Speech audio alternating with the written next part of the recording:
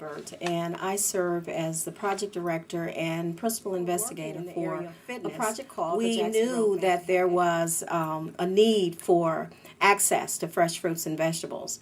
And so as a result of that, inasmuch as we have a former grocery store that had lots of space in which we were conducting our food programs, our fitness program for our food service workers, we then thought that it made sense to do a farmer's market.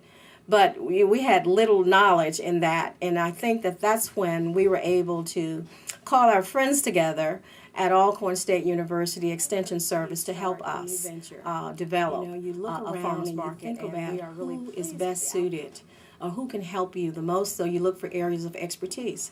And we knew that Alcorn State Extension Service offered that level of expertise that we needed. So we had a group of folks there who helped us. Helen Brooks, who has a market in Natchez herself, was instrumental in our work.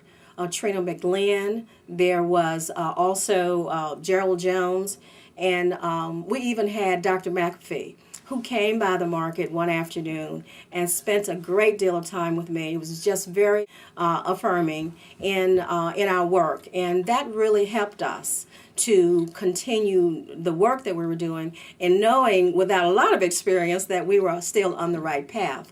Also, we were lucky and really fortunate to have Daisy Garrett, who sits on our community steering committee, as well as Ben Burkett. Both of these folks have been invaluable from the Mississippi Association of Cooperatives. As a matter of fact, Ben Burkett was able to get together a group of farmers, and we met to discuss how we would proceed and who would provide further development of our farmers market. And that was my attendance at the farmers conference that Alcorn State University conducted, one of the local hotels here. And during the course of that conference, I was able to actually gather information that I was then able to take back to my own farmers market and to my own community steering committee, and collectively we used that information from the conference to further develop our farmers market. And I think that as a result of our being there, we really didn't have a lot of problems that I suspect that we probably would have had moving to our next level in our marketing. We decided that what we would offer to the community is something called a hydroponic vertical garden. And this garden is, as it says, grown with water and nutrients and a special media for growth, and is one that is really made for city dwellers, I think.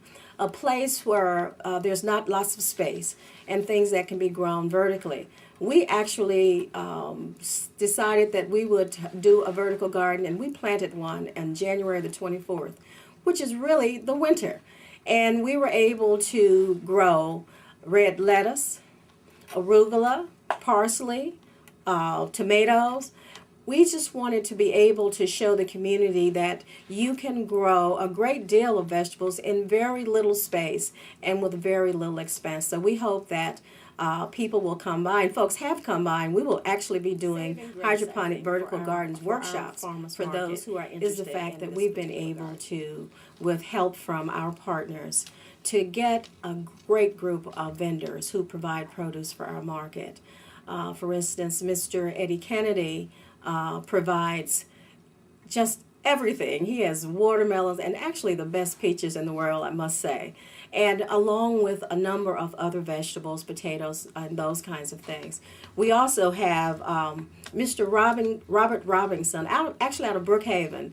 Mr. Robinson has his own farmer's market on his property, actually, but he has the best vegetables, and so we buy tomatoes, green tomatoes and red tomatoes, and peas and other kinds of things from him.